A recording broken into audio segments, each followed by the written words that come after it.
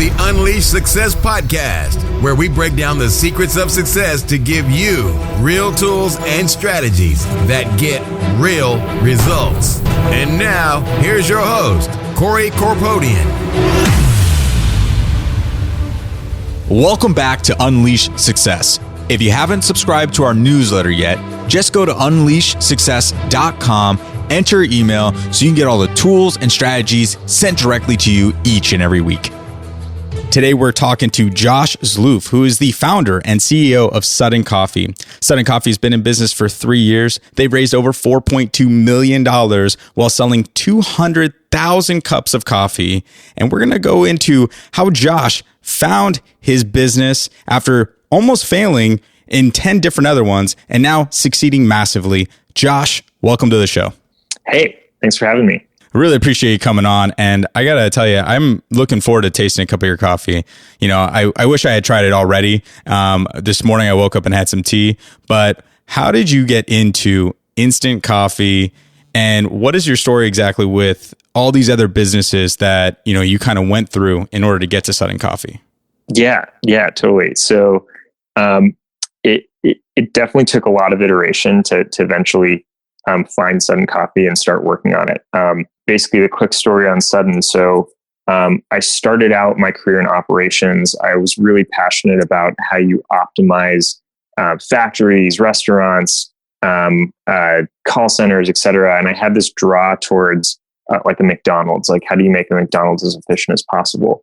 And then ended up eventually getting into tech. I was working at Groupon and started working on this app for restaurants called Breadcrumb. And through that, saw that we were serving a lot of these Michelin star restaurants. And I got really excited about this idea of craft experiences and, how you can deliver someone with really great hospitality, which is a term in the industry for, just giving someone an emotional experience with their food. And I got interested in ways that you could make that more accessible. So, if you live outside of San Francisco, New York, Chicago, LA, you live in the suburbs, how can you access these really craft and amazing experiences, especially around food? And I'd been working, as you said, on a bunch of different ideas over this 1.5 year period, all sort of, circulating around the same area. And then eventually got intro to my co-founder. He'd been in coffee for 10 years and he had a prototype of Sudden, so we make amazing instant coffee. So he had some powder in a bag and we linked up and really just aligned on that core value of wanting to make people feel good through food, through coffee, and just really deliver you with smiles. And so he had the coffee expertise. I had the manufacturing and tech side. And so we teamed up and started working on it. Okay, so how did you create the Sudden Coffee itself? Tasting it and making sure it was going to actually bring this smile to everybody's face. Yeah, so we basically started with taking really, really high quality coffee. We brewed it as espresso when we started. This was like our early MVP, and we got freeze dryers. We found this company that sells consumer grade freeze dryers, and we basically took espresso and we started freeze drying it. And we were making it 1 cup at a time. Kale would make, as my co-founder, he would make the coffee and I would do the dishes and then package it. And yeah, we were doing it literally in a garage. You say that so nonchalantly, but I feel like today's generation really kind of takes for granted, especially with online space, what it takes to be an entrepreneur and start your own business. To actually be sitting there and freeze drying each cup individually. I applaud you for your hard work there. Yeah, totally. Yeah, it was, there were definitely a lot of long nights. Just, we were packing coffee into these test tubes with a spoon, like one at a time with this funnel. And those are, I look back and smile on those days. It was really fun. Yeah. And 200,000 cups later, here you are.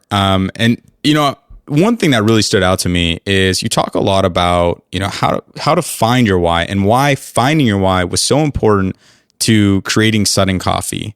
And we mentioned earlier that you had, in over 18 months had started and, maybe 10 different businesses. None of them succeeded. But the moment you found your why, that was the moment that everything changed for you. What happened?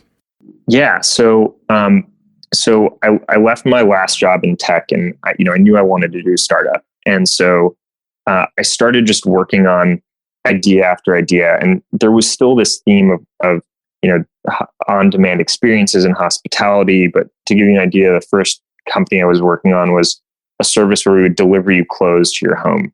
I called it Shopping Sucks, and we would basically just like help you match up with a personal stylist. And I kept Shopping working sucks. shoppingsucks.com. And I tried working on that for a few months, and I sort of lost steam. And then I ended up working for this guy who was a serial entrepreneur who wanted to start all these ideas. So I started working on ideas with this guy. Some of them were like ad tech related, and lost steam there. I started working on a coaching business, lost steam there. And all of these ideas, I got to this point where I was really confused. I was working on 3 things at the same time.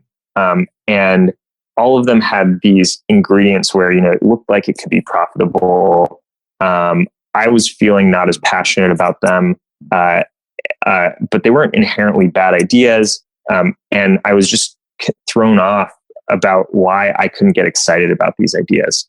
And by chance, one of my friends who's staying over, his girlfriend at the time, now his wife, she was a coach, like an executive coach. And he was like, "Oh, you should talk to Michelle about, coaching," since I was working on a coaching idea. That was one of the 10.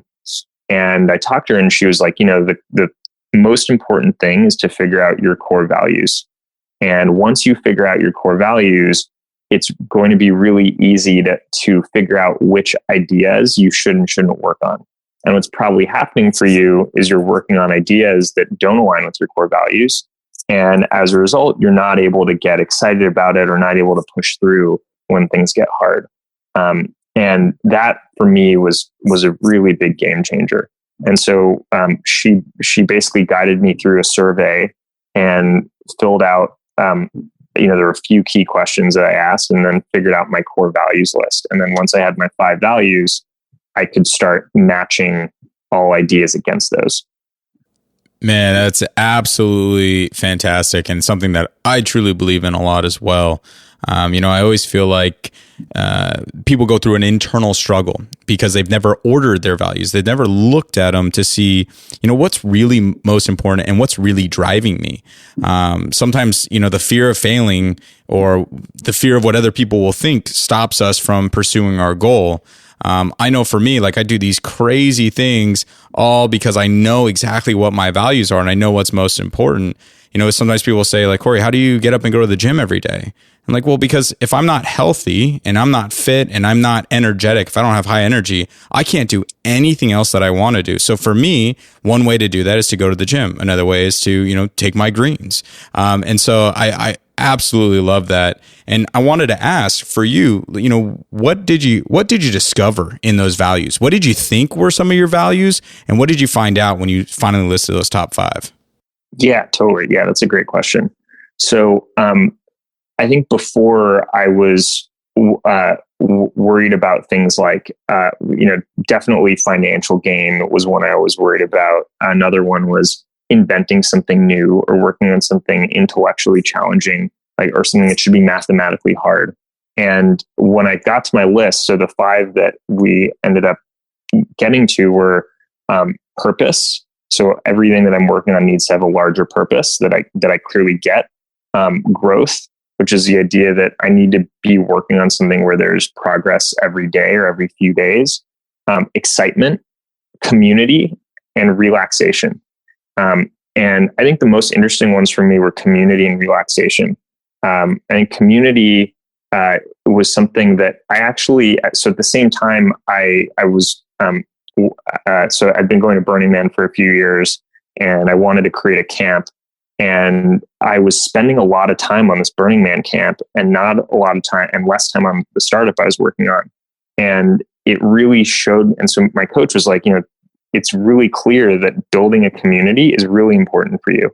And so the startup idea I was working on at the time, I was basically working alone in a windowless room. And it was an idea that was really supposed to be behind the scenes, that, it's not going to get a lot of publicity. And she was like, if you can align ideas that help, like choose ideas where you're building community around it, and there's it's something you're proud to tell your friends and family about, and there's excitement around it, that those are things that you'll gravitate towards. And so it immediately told me that I should stop working on these B2B behind the scenes ideas, and instead focus on things that are consumer oriented, or things where you can get people excited. Relaxation was another one where I would spend a Saturday just with no agenda, either catching up on sleep, hanging out, or going out with friends. And I felt a lot of angst around this idea that I need to be productive all the time. That's, I think, at least in San Francisco, just this mentality that every hour must be scheduled. And I think realizing that, hey, a value for me is relaxation. And if I'm not getting time to just unwind, I'm not going to be healthy throughout the rest of the week, was another one that was a big aha for me. Yeah, that actually is something that it took me a while too. And it's especially because the whole mantra of, entrepreneurs these days is hustle, grind 24/7, right? And there are definitely a lot of days where I'm up for, 14, 16 hours. I'm up late, I'm up early, but I am such a huge proponent of that. And there was this, I don't know if it's a book or a study, but it's about the blue zones, where there's more centurions in the world than any other population, like the concentration of people over 100 years old. And one of them's in Loma Linda, California, not too far away from me. And one of the things that they found is that these people are not the people that necessarily don't have a job. One thing is that they work, but they stop working and then they go relax with friends. They have specific times to be able to relax, and then specific times to do work, and creating that structure so that you're not trying always, like, you're not out on the weekend going, oh man, I should be working, and feeling guilty about it. But creating that balance helps you actually be more productive, I think. Totally. Yeah. And that's 100% true. And I think it's hard to make time for, I think the general bucket is self-care. Like, you feel guilty about it, but it's so important, especially if you're an entrepreneur really working for yourself. Oh man, I was talking to another guest. It's so funny. Jarek Robbins. He's actually a performance coach, and he was talking to these high achiever type CEOs, and it's like, guys, who else? As an entrepreneur, you don't sleep.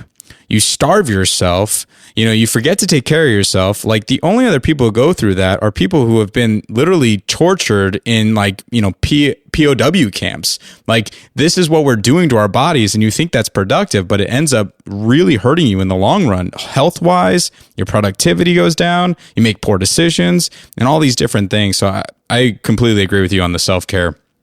It's something that I think that we all push a little too hard, but then you see what you're made of and you're able to come back. But I'll tell you, I just recently got sick for the first time in 3 years. And I was like, wow, what did I do for the last month that was different? And I was traveling, a bunch, 3 weeks out of the 4. And I was, undergoing a lot of different stresses.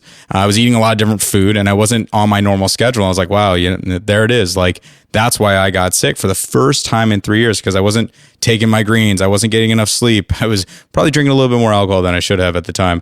But that, it was a vacation part of it. Totally. Yeah.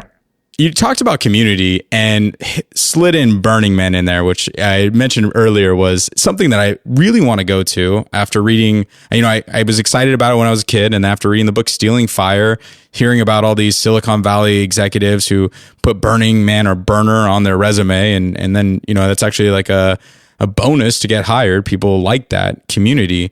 How did Burning Man influence, your thought process in entrepreneurship and building a community? Yeah, I would say Burning Man's directly responsible for Sudden Coffee's existence, or at least for where we are today. That's awesome. What a bold statement, right? I mean, yeah. So now you make me want to go even more. Yeah. Yeah. I mean, so I have an older sister, and she'd gone 6 or 7 times before me. And then, I had a break between jobs. This was when I was 25, and she was like, "You got to go." And I was like, okay. And I thought it was going to be like, Coachella thing. I wore, a neon shorts and stuff, and I was totally out of place. And I started, and I just got really into it, and I went, a couple years in a row. And then finally, I had a break between jobs again. This is like right when I left my last job in tech to startup stuff. And I'd never built anything before. And so at Burning Man, basically the participants build the festival. And so, there's one camp that makes a sandwich shack, another camp makes a bar, and another camp makes a DJ setup. I realized, I hadn't built anything. I'd never really built anything with my hands before. And I had never really been someone to participate. I always sort of just went as an attendee. And I had also just spent a bunch of time with, working in bars for as part of research for our app. Really got really excited about the idea of just like, oh, I want to be a bartender one day. Like everyone says that they want to open a bar. So I built this bar, and it was barely standing up, and we had a 10-person camp, and I started serving drinks to people. And I'm someone that, I can consider myself a little bit shy. I have a hard time being outgoing and meeting new people. And so I never had those stories of just meeting someone random, which is like really common at Burning Man. And I saw that as I was serving people drinks, they were really excited. They told me their life story. We became friends, and through service, through giving people, drinks, food, I was able to actually connect with people in a way that I hadn't before. And then the following year, we built a much bigger camp. It went from 10 people to 100 people. And again, through building this community, all of a sudden, I felt very aligned. I felt satisfied, bringing people together. It was a way for me to connect with people. And so all of those things added up. And so then when I was figuring out different startup ideas, like I said earlier, I started out with a clothing thing, and then some ad tech stuff, and B2B services for Uber drivers, and just different things like that. And then I realized that, there's something special for me personally about serving people, and especially around food and drink. And so because of that, I was able to, and this is also through just talking to the coach, realizing like, hey, what is it about this Burning Man experience that I'm liking? And at some point after the year building larger camp, I said, okay, you know what? I'm only going to work on food ideas. I'm going to say no to everything else. The next idea I worked on was a burrito bowl delivery startup. That was another one that didn't work. And then 3 months later, I met my co-founder, and everything sort of clicked at that point. But if I hadn't really dialed into that idea of community and realizing that I liked service, I don't think I would have, jumped on the opportunity of Sudden when it had been presented to me. Wow. So definitely got to go to Burning Man to figure out what your values are, right? No, that's actually, that's a great kind of full circle story there. And when you talked about your values too, you kind of listed them, and you talk about your why. So what is your why with Sudden Coffee? Yeah. The why is really about providing access to amazing coffee to people all over the world. And I think that mission, it sounds kind of trite to just say we want to get coffee to people, but for me, I think there's something really special that's when you get really great coffee from a cafe. It's really unique. There's a lot of care and thought that goes into it, and I wanted to just be able to spread that to everyone. Like, I think anyone should be able to experience that. Anyone should be able to try it. Anyone should be able to, experience the care that goes into this really great coffee. And it sort of just made me frustrated. And this also applies to just other food experiences in general, that, a lot of people are priced out. The coffee is too expensive for them, for getting a $6 cup of coffee at Blue Bottle. or they don't have access to it. They have to drive an hour, or in some countries there just isn't specialty coffee. And after seeing how powerful it is to like, if you give someone a warm drink, you can really change their day. And I saw, that I directly saw at Burning Man, and through my direct experience. And I wanted to just give that to as many people as possible. Yeah, absolutely. There's other sudden coffees out there. How do you guys differentiate your company from others? Yeah, I think, so we were the first ones to make single origin instant coffee. So it's instant coffee that's going to taste better than most fresh cups of coffee out there. And so I think originally we just sort of differentiated simply on that. If you want great coffee in the easiest way possible, come to us. We've now seen a couple companies that have cloned what we've been doing. And the way that we differentiate, I think, number one is just on our values, mission, brand, sort of like what we're putting out into the ethos. Number two, I think we've really built this unique core competency where we can mix engineering and a lot of specialty coffee know-how. We have a coffee team that's from some of the best coffee companies in the world, and we have an engineering team and manufacturing expertise. And so because of that, we're able to offer Sudden for a lower price and at a higher quality than others. And we're planning a really big price decrease in the next coming months, which I'm super, super excited about. And it's because of that set of skills. And then lastly, I think, we're partnering with some of the best coffee companies in the world to actually make their versions of instant coffee. So Intelligentsia is one of our partners. Equator Coffee is one of our partners. Ritual Coffee in San Francisco is one of our partners. And so we're going to continue to do that. And I think that's going to really introduce customers to these great coffees, to brands that they might already know or have heard of, in a form factor that's a lot easier for them to use. Absolutely.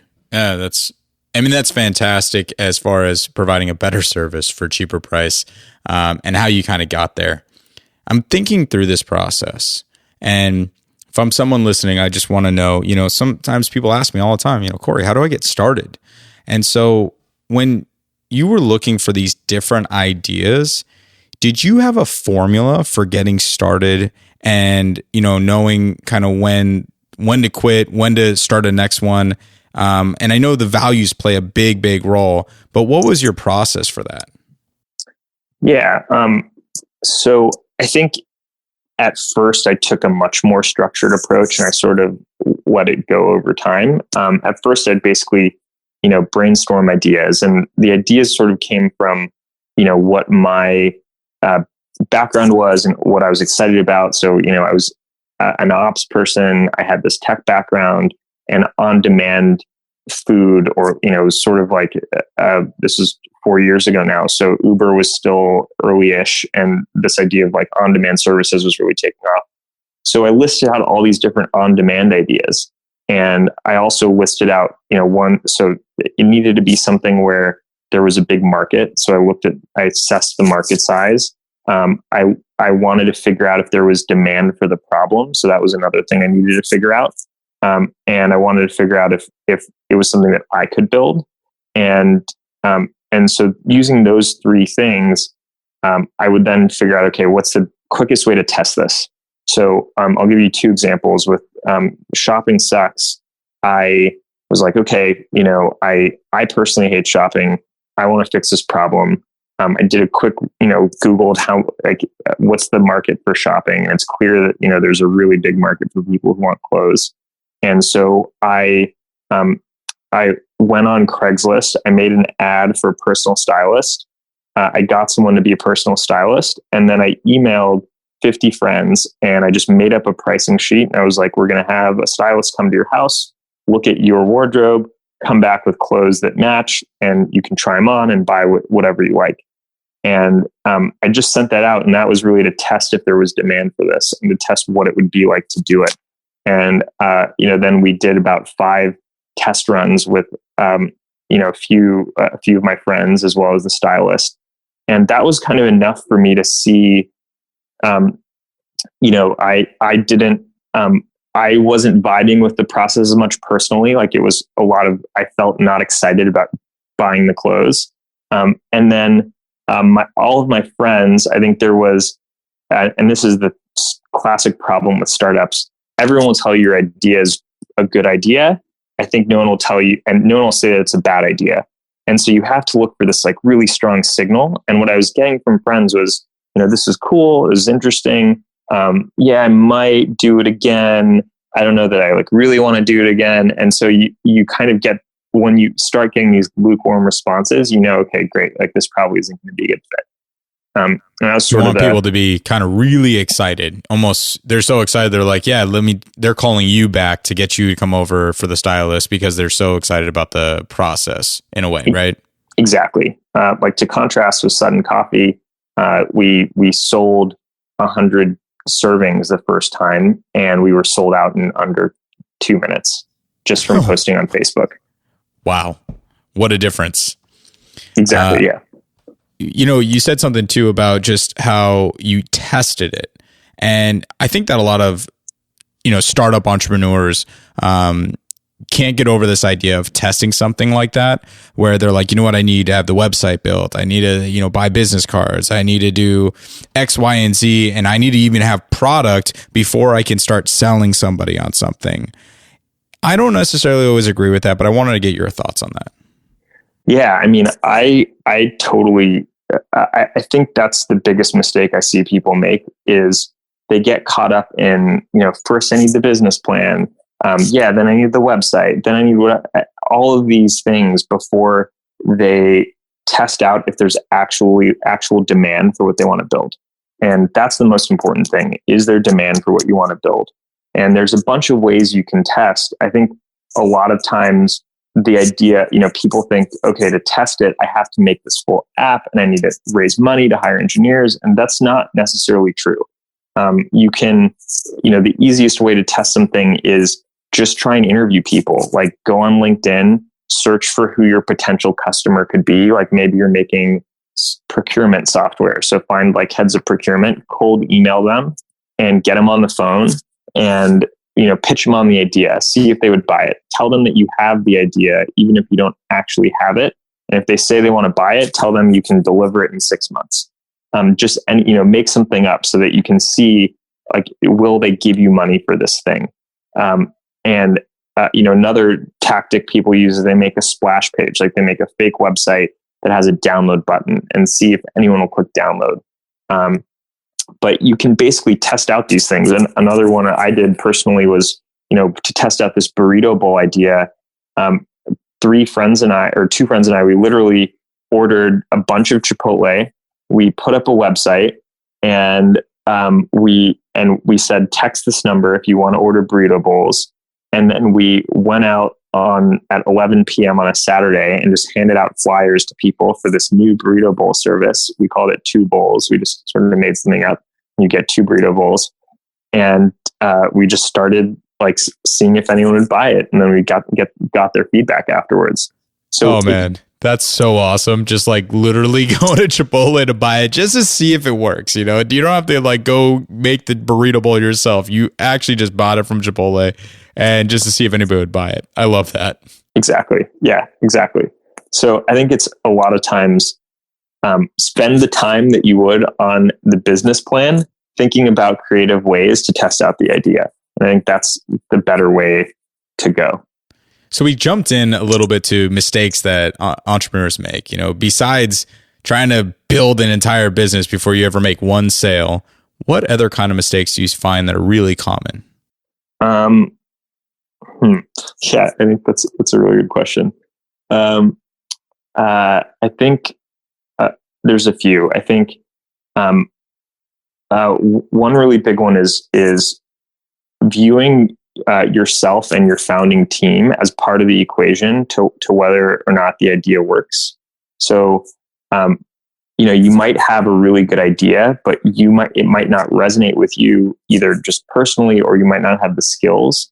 And so, or your team members might not be the right team members. And so all of these things are iterating in parallel. You're iterating on the idea, you're iterating on your team, you're iterating on, the market, like all of these things are all things that you should be considering as part of the iteration process, as opposed to like viewing them as fixed things. Like a lot of people say, oh, this is my co-founder, we're working on this thing together. And then, I'm not changing my co-founder and that's it.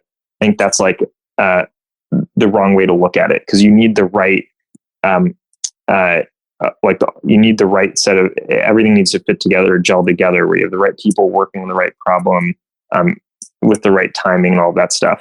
So creating a little bit of flexibility in your approach. And I think that goes back to your values. I think that goes back to kind of what you really want. Why are you really doing this? If you're building a business so you can hang out with your friends, then yeah, maybe you don't ever want to change that. But if you're building a business that's supposed to be a good idea and make money, you got to realize when your strengths are not, usable in this scenario, and maybe those are your weaknesses and you need to hire someone else. And I really think being flexible in your approach, if you know what your end goal is appropriately, you've defined it clearly, is one of the best ways to be successful. It's kind of like a GPS system, right? If you hit an obstacle, do you just stop and turn around? No, it reroutes you. The GPS system reroutes you to get to your goal. But sometimes that means, you pick up some team members, drop some, whatever it takes, I think. That's great advice. And, I'm thinking about all these different startups you got.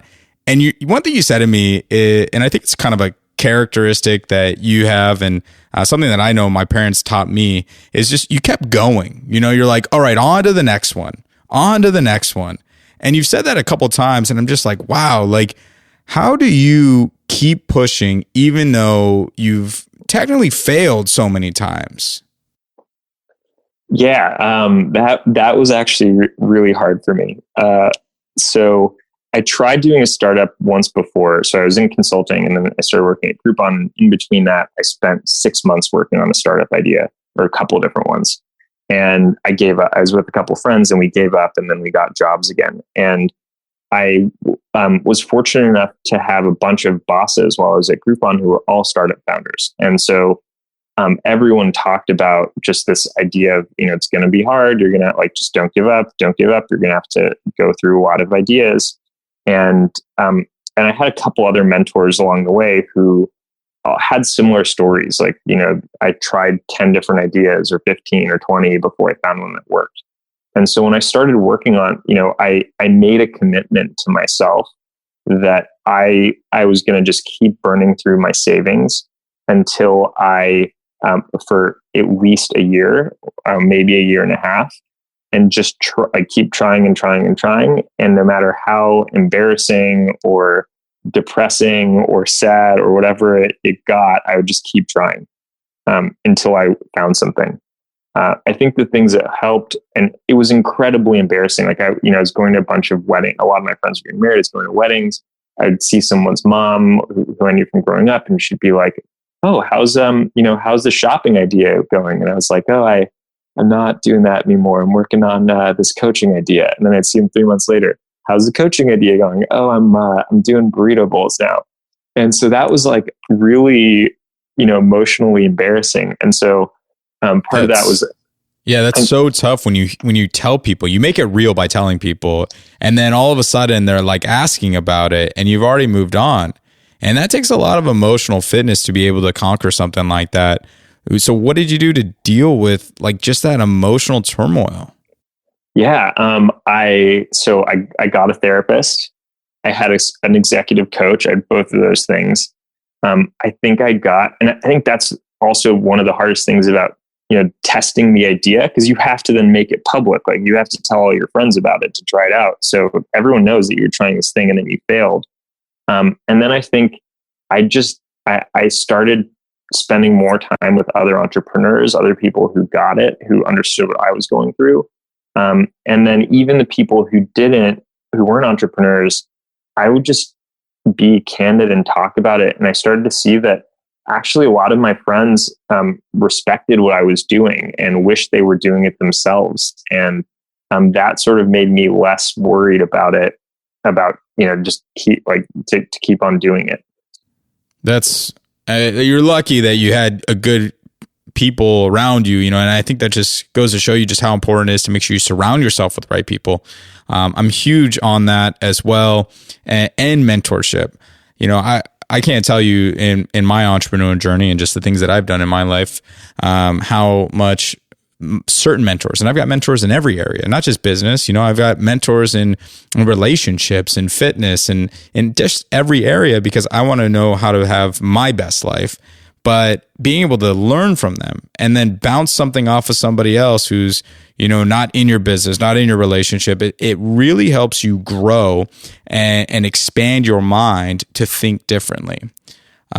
So I think a lot of people listen to this, just, if you're not where you want to be, look who you're surrounding yourself with, and then kind of reevaluate that. And it's okay to say no too. I think that's another thing too, is just like being able to say no and working really hard. With these things that you're talking about and this emotional turmoil as well, something I've been playing with a little bit, and it's not always as common, but it's kind of like, what are you afraid of?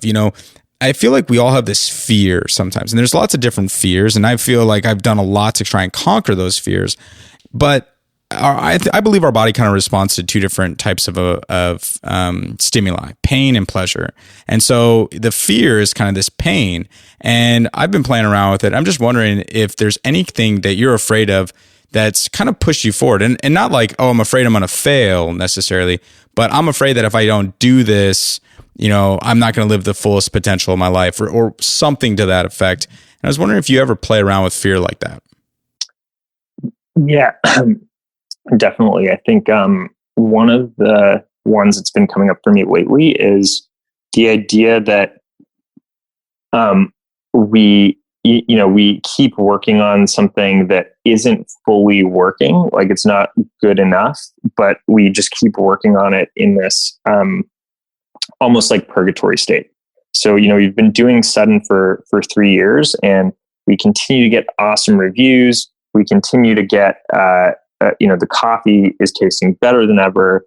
And, it's still not seeing the exponential crazy growth that we needed to see in order for it to be a really, really big company and raise a Series A and all these things. And so that fear has pushed me to start making larger moves and taking bigger bets. So, as an example, we've been, if you want to buy Sudden now, it's roughly $2.75 a serving. And we've known that we wanted to get our costs down. And so the goal for me would be for it to be $1.50. And so we were kind of just, trying to do it gradually, little by little. And finally in April, we were like, you know what, like, how do we do this as fast as possible? And we found, equipment that we were going to purchase using the money we had raised for a few $100,000. And that is sort of like a white knuckle, like, should I really spend all this money right now? Like, that really changes our burn rate and runway and all these things. And there was this moment of, like, we really need to, either it's going to work or not going to work. Poop or get off the pot, excuse me. And so, it's sort of one of these spinning the roulette wheel moments of like, we are here, like when you're doing a startup, and this is different from a small business, you are there to test out if an idea can be a really big business. And that is your sole function. You're not there to stay in business as long as possible. And so, recognizing that caused me to start making these bigger bets. And that was, I think, a good way to use it. That's a big distinction too. Something I've actually never really heard, I don't think, but that you, as a startup, you're here to test it, see if it could be a really big business, not to see if you can just stay in business. And so you're kind of moving and shaking and really being more aggressive. That is interesting. And so I look at that too. Like, I always try to bring everything that I want to do, and I'm like, all right, cool. These are my 5-10 year goals. And like, all right, if I had to, how could I accomplish this in 6 months? And I tend to overextend myself, but I get a lot more stuff done in that time frame than if I didn't try to do that.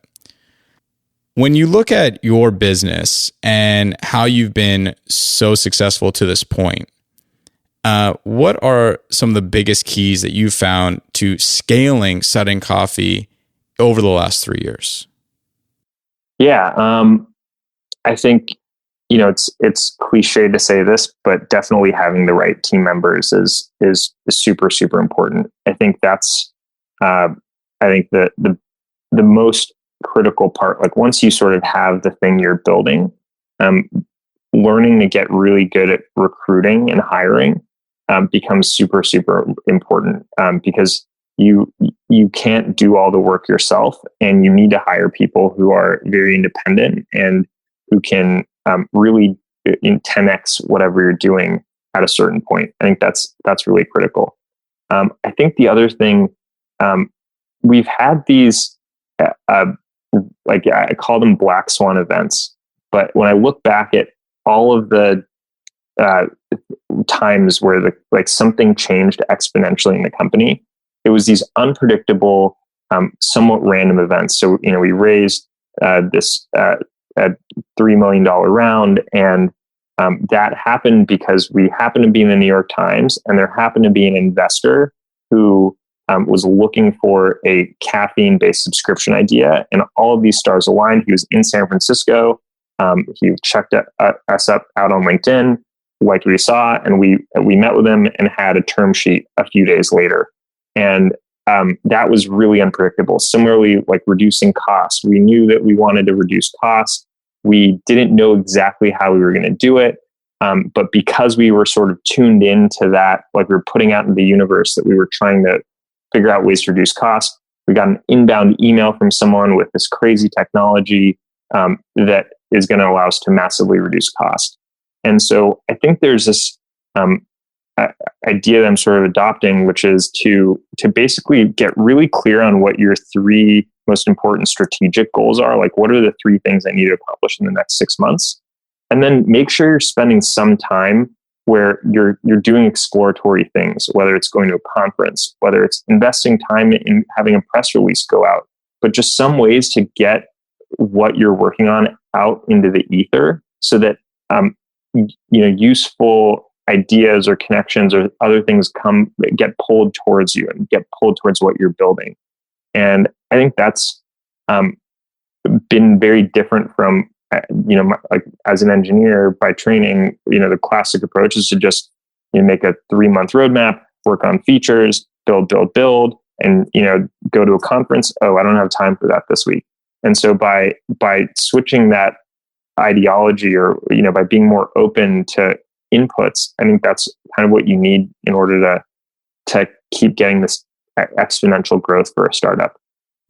Yeah. Something I always say too is just luck is when preparation meets opportunity. And so when you put in the work, like you were saying, invest in going out to different events, invest in a press release, doing these things, you put all the work and you've built the company, and people might be listening to this go, man, you're so lucky, like $3 million, which is kind of crazy, but that's how things happen when you're throwing everything out there, is that somebody takes notice. That's how important it is to be prepared, though, because if somebody took notice and maybe you guys' company wasn't even fully developed yet, or you guys were struggling to get your numbers correct, this investor might not have even put $3 million in.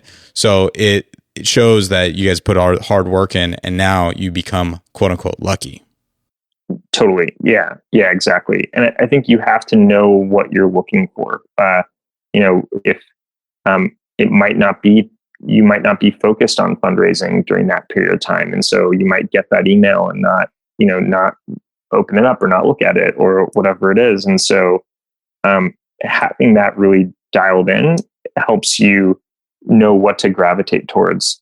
Because I think everyone you can meet hundreds of people every week, or you have tons of conversations. And so it's just knowing which ones you need to focus on.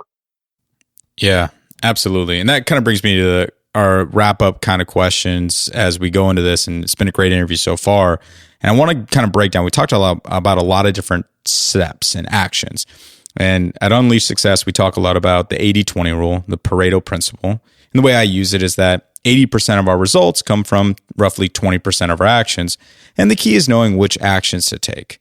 So if you were to give some advice to a younger entrepreneur, what would be one of the biggest piece of advice you could give them to get started today? Yeah, I would say, I think the biggest thing is take any idea you have. Don't spend a lot of time deciding if it's the right idea, and just start trying to sell it. Start trying to either call people, email people, make that splash page website, but quickly just see if there's demand. And even if that's not going to be the idea that you really want to work on, I think being an entrepreneur is just like any other job. Like, it takes practice, and you have to just practice the thing over and over and over again. And even if you look at Mark Zuckerberg, Facebook was, I don't know, I think his third or fourth or fifth company. He was doing stuff when he was 12 years old. And so it takes practice. And so just do the things that will enable you to practice, just like going to the gym, just like playing soccer. And to me, that's start trying to sell and see if there's demand for whatever it is you want to make. Excellent advice. And we talked a lot about values and finding our why.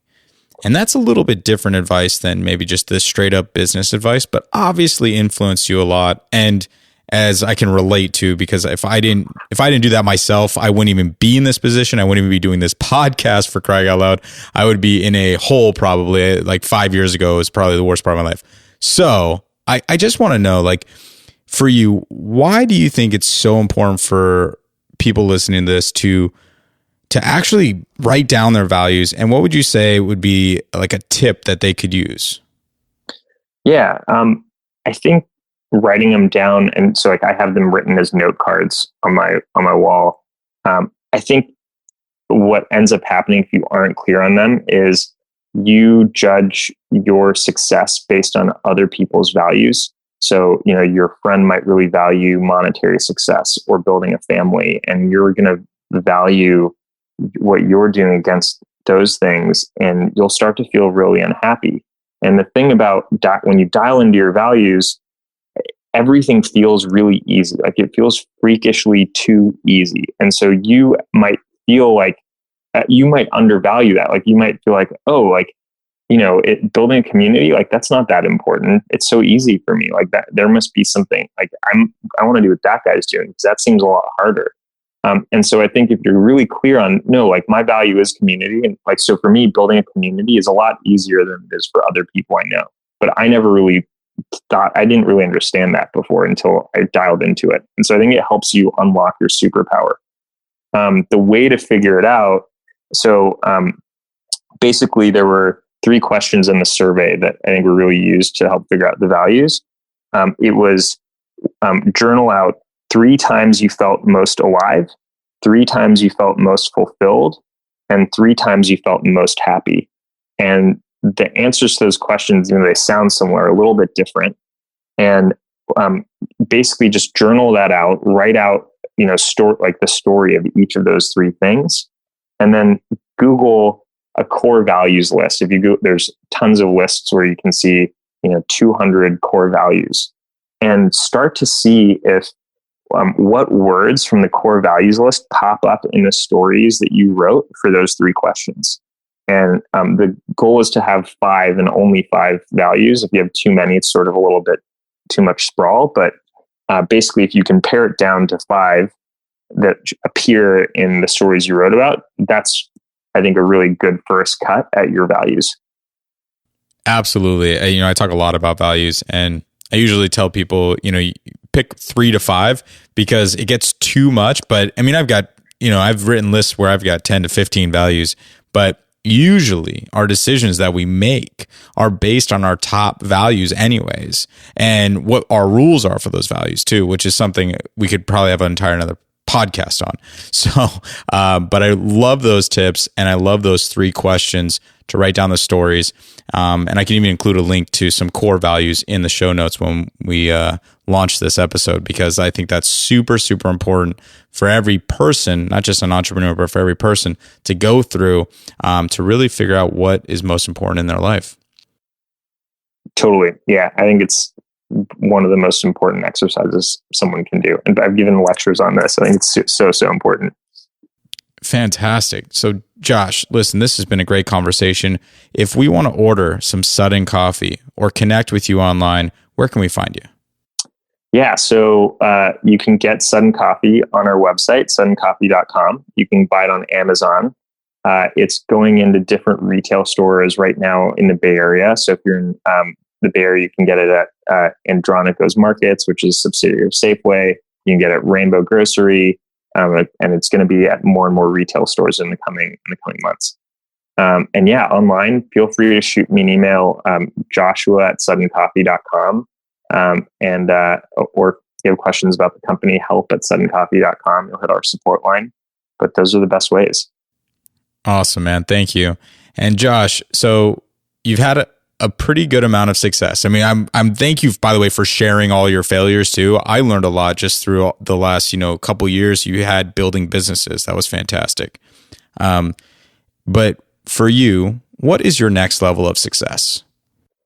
Yeah, I think next level of success is we turn Sudden Coffee into a worldwide recognized brand. I think that means for us, raising a Series A. So we've raised $4 million so far. So we probably raised $20 million round. We have a team that goes from currently we're 8 goes up to 30 people. We're able to bring the price down so it's $1.50. And just make it so, like, really dial into that vision of everyone being able to access really great coffee.